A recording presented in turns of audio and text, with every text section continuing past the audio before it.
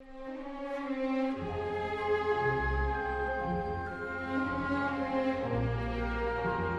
bonjour tout le monde, aujourd'hui c'est le type ENTJ qui est à l'honneur. L'ENTJ est un type de personnalité travailleur, inspiré, souvent contrôlant et ambitieux.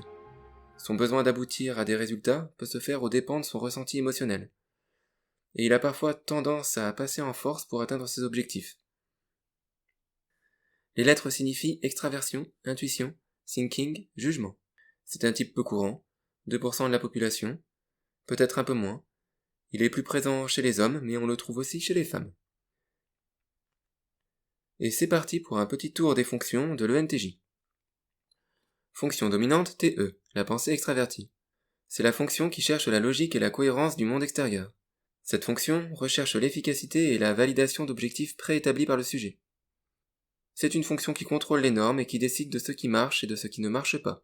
Avec la pensée extravertie en fonction dominante, les ENTJ et les ESTJ sont souvent des bourreaux de travail. Ils sont satisfaits lorsqu'ils peuvent évaluer qu'ils ont été productifs et qu'ils ont avancé sur leurs objectifs. Cependant, leur besoin d'activité fait qu'ils peuvent négliger ce qu'ils ressentent intérieurement. Les ENTJ, affirmant le contraire, sont souvent des ENFP en base 8 qui se sont mystifiés. La pensée extravertie est très méthodique et efficace dans sa démarche pour déterminer les procédures à suivre afin de maximiser l'efficacité de la productivité. Avec cette fonction en dominante, les ESTJ et les ENTJ sont facilement directifs et un peu autoritaires lorsqu'ils travaillent en groupe. Cependant, comme ils sont aussi très productifs et efficaces, la plupart du temps, on leur concède une part du leadership. Lorsque les ENTJ sont en position de subordonnés, alors ils ne se soumettront que s'ils trouvent que l'autorité dont ils reçoivent les ordres sont suffisamment compétentes. Si ce n'est pas le cas, l'ENTJ partira ou alors essaiera de supplanter la dite autorité. Lorsque l'ENTJ est lancé sur un projet, il est très difficile de le stopper. Pour lui, ce qui est commencé doit aboutir quel qu'en soit le prix. Parfois, c'est problématique. Fonction auxiliaire NI, l'intuition introvertie. Pour réaliser ses plans, l'ENTJ doit se fier à sa fonction auxiliaire, l'intuition introvertie. Celle-ci transforme les perceptions de l'environnement en flash d'intuition, permettant à l'ENTJ de trouver une façon novatrice de faire aboutir son projet. L'ENTJ a un côté visionnaire. Il pressent les implications et les conséquences de ses actions. Il peut déterminer des objectifs à long terme. Cette fonction lui permet d'avoir une vision globale et conceptuelle des enjeux relatifs à ses projets. Cette fonction lui permet de tester des façons de faire qui n'ont pas encore été essayées et de prévoir les comportements des collaborateurs et des concurrents dans le monde du travail. Pour accéder pleinement à cette fonction, l'ENTJ doit s'accorder quelques temps de pause et d'introspection dans son emploi du temps souvent très surchargé. C'est dans ces quelques instants de répit qu'il obtiendra la vision la plus claire et la plus globale sur ce qui doit être fait. Fonction tertiaire SE, la sensation extravertie. Cette fonction aime voir, entendre, goûter, sentir le monde autour d'elle. Elle permet d'être pleinement disponible aux sensations de l'instant. Ici, c'est une fonction tertiaire. De ce fait, le NTJ est plus souvent occupé à ressasser ses plans qu'à s'ancrer dans l'instant présent. Cependant, il y a des moments où il se met à s'intéresser au monde physique autour de lui.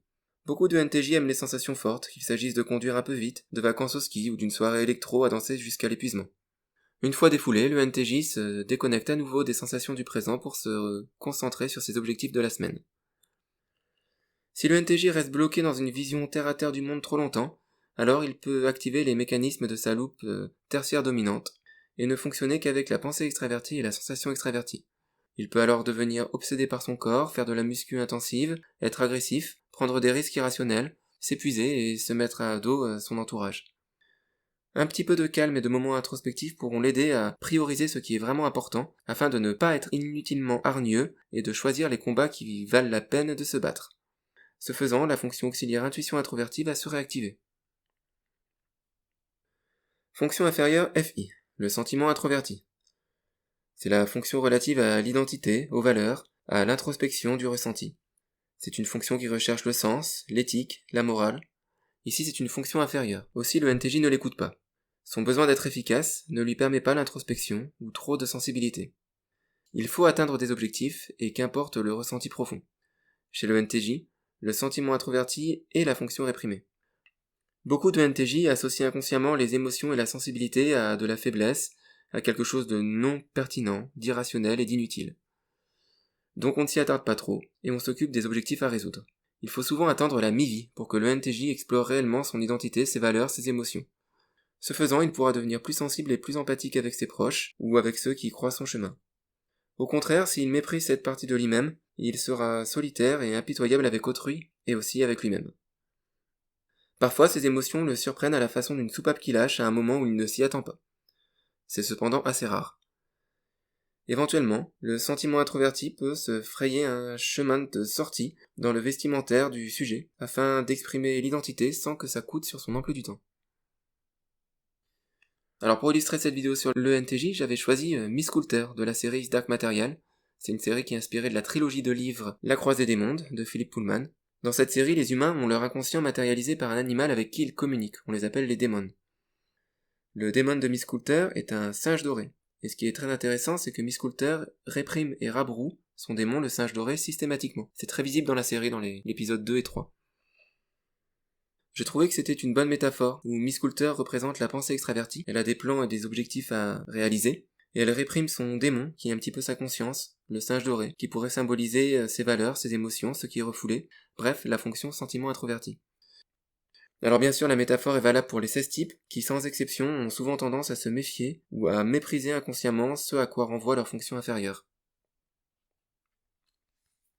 Voyons maintenant comment les ENTJ se répartissent sur l'énéagramme.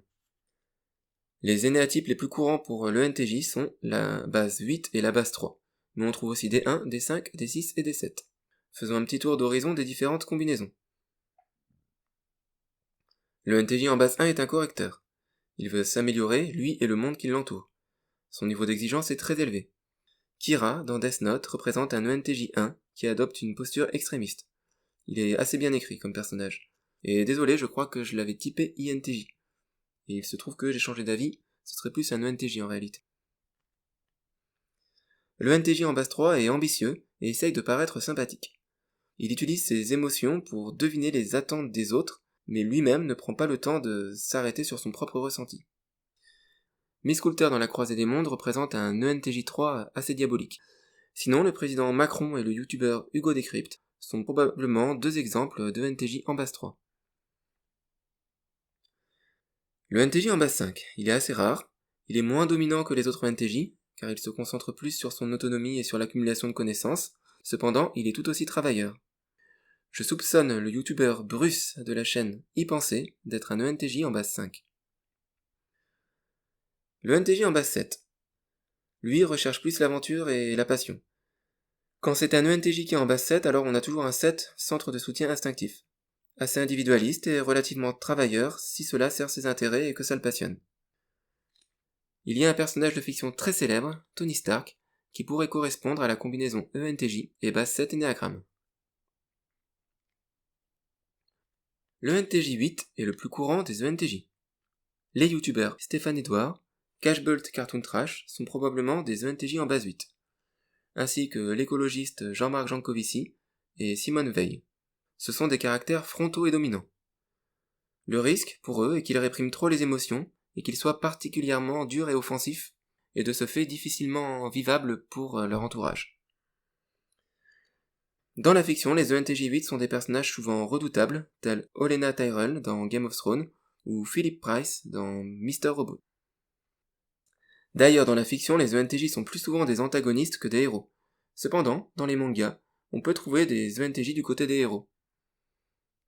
Alors je vais penser par exemple à Erwin, ENTJ en base 5 dans la série L'attaque des titans, ou à Karma, qui est un ENTJ en base 6 dans le shonen Assassination Classroom. A noter aussi que Miyazaki aime beaucoup l'archétype des femmes ENTJ en base 8. On peut trouver Dame Eboshi dans Princesse Mononoke, ou bien la princesse Kushana dans Nausicaa de la vallée du vent. Et voilà, cette vidéo sur le type ENTJ touche à sa fin. J'espère qu'elle vous aura éclairé sur ce type de personnalité, et portez-vous bien d'ici la prochaine vidéo.